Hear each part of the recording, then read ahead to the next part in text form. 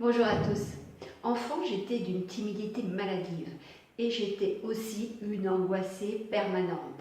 Donc du coup, pour me détendre, pour m'aider à me libérer de mes angoisses, ma maman me disait souvent « Respire profondément, respire longuement, respire tranquillement ».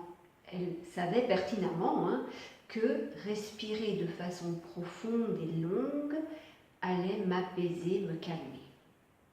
Et plus tard, lorsque j'ai pratiqué le yoga, l'ayurveda, j'ai découvert les pranayamas. Les pranayamas, ce sont des pratiques qui travaillent la respiration, c'est-à-dire qu'on va contrôler la respiration, soit pour se donner de l'énergie, soit pour se calmer, enfin bref, pour diverses choses. En tout cas, le contrôle de la respiration est vraiment une clé précieuse pour améliorer votre bien-être et votre santé. Mais finalement, au plan scientifique, on ne sait toujours pas vraiment comment ça marche et pourquoi ça marche.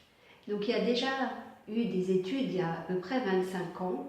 Il y a des chercheurs de l'Université de Californie, de Los Angeles, qui se sont penchés sur la question.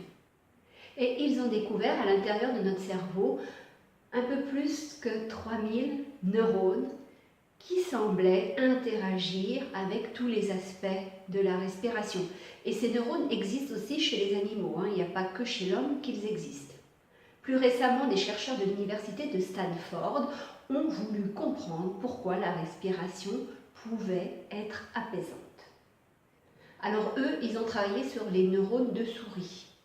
Et ensuite sur l'homme, et là ils ont découvert des liens complexes et omniprésents dans notre corps entre la respiration, la pensée, les comportements et les ressentis. Ils ont appelé ce paquet de 3000 neurones interconnectés des stimulateurs respiratoires. Récemment, des chercheurs de l'université de Stanford et d'autres universités, dont celle de Californie, ont replanché sur la question et ont utilisé également des souris. Et là, ils ont carrément publié dans la revue Nature, qui est le summum des revues scientifiques. Et ils ont identifié 65 types de neurones pouvant réguler certains aspects de la respiration. Alors, ils ont procédé en éliminant certains types de neurones. Et ils en ont éliminé un type, et là, ils sont aperçus que les souris n'étaient plus capables de soupirer.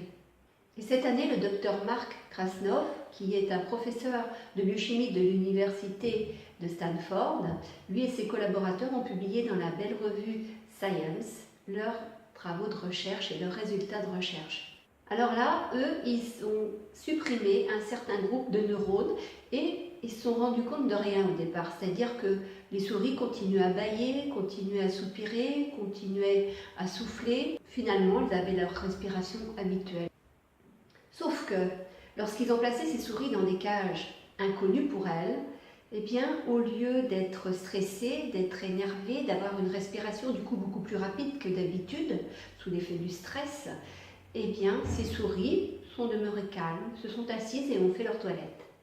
Les chercheurs en ont déduit que les neurones qu'ils venaient de supprimer étaient ceux qui, habituellement, devaient alerter une certaine partie du cerveau pour que les souris soient dans l'angoisse, respirent plus vite et s'affolent finalement. Ces neurones alertent le cerveau quand il se passe quelque chose d'anormal et de stressant pour la souris. Et une fois alerté, eh bien, le cerveau va augmenter les signaux d'inquiétude chez la souris. Suite à ces travaux, eh bien, les chercheurs en ont déduit que la respiration profonde avait ses propres neurones régulateurs. Alors c'est une déduction, c'est une hypothèse, ils n'ont pas encore trouvé ces fameux neurones régulateurs de la respiration profonde.